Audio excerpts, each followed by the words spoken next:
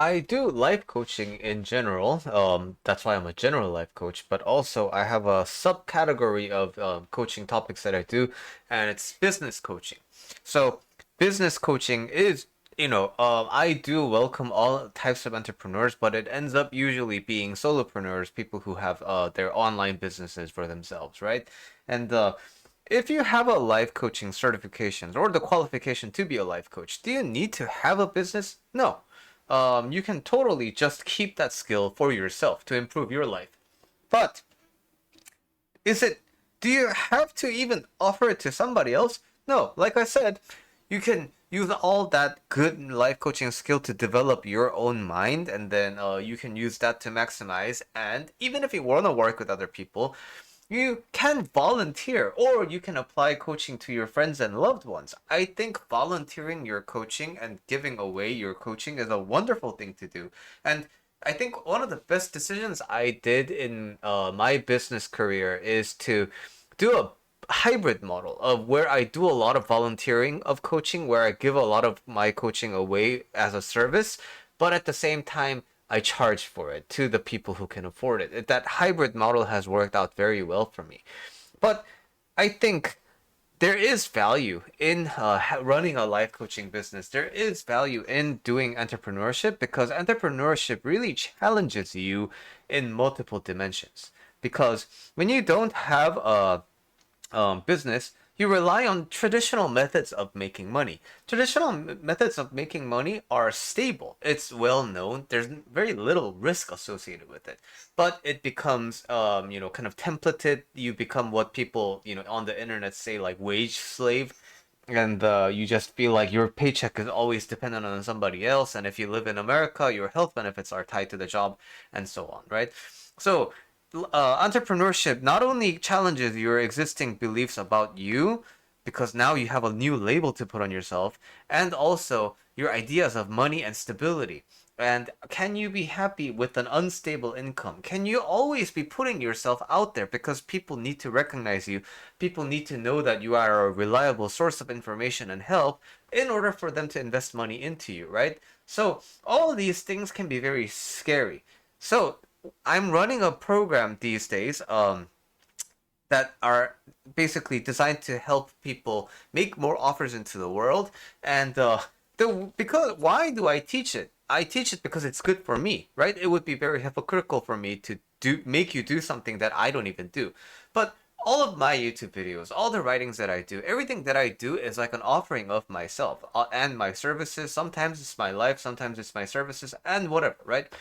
But I think because we typically live in a structured kind of a life. We go to school, go to college, and then you graduate, and then you get a job that requires a college degree, and then you build your career, you keep advancing, and then you hopefully amass some of your riches by having some, investment portfolio. You save up, you get a house, and then you get married, and then you have a kid, and then you have a second kid, and whatever. So basically, life as a template is kind of already made.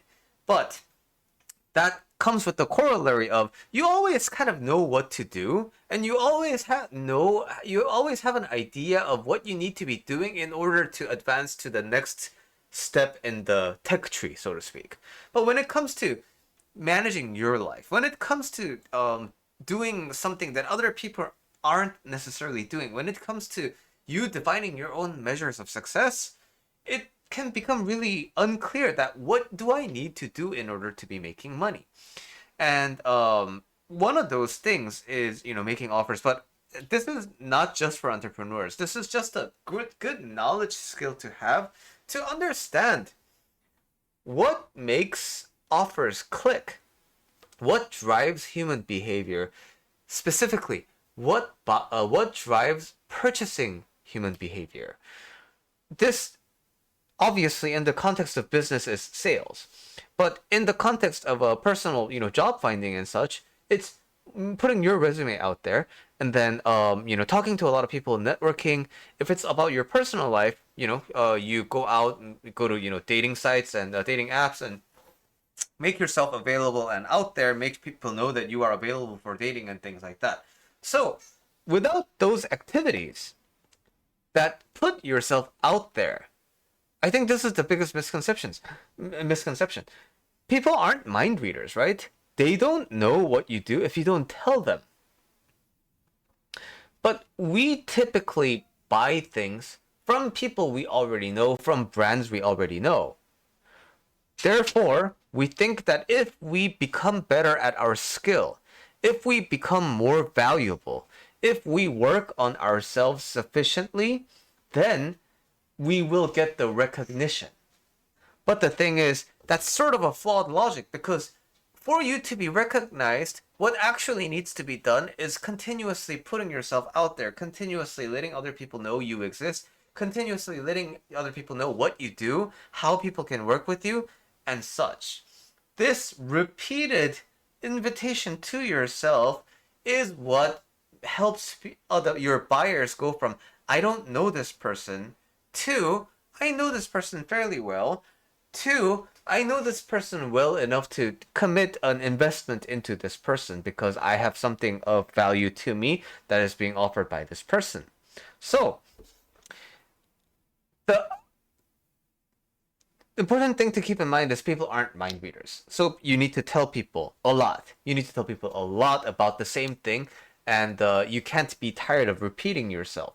You can't be afraid that you are being annoying, that you're repeating yourself too loud, too many times. Because, again, even if people hear me once, it's likely that they are going to forget. So, repeating yourself is a valuable skill to have. Repeating yourself enough times with enough variance so that you don't get burned out, you don't get tired of your own argument, but also repeating the core argument over and over until people actually get it. Those, I think, are the important components that are not just relevant in business, but life in general. It's important to continuously express yourself, let other people know that you want to connect to them, that you appreciate them, and I think these kinds of activities, they're very underrated, and it becomes sort of packaged in the tech tree of life, so we don't really think about the importance of it. But with this video, I hope I have emphasized the importance of continuously expressing yourself.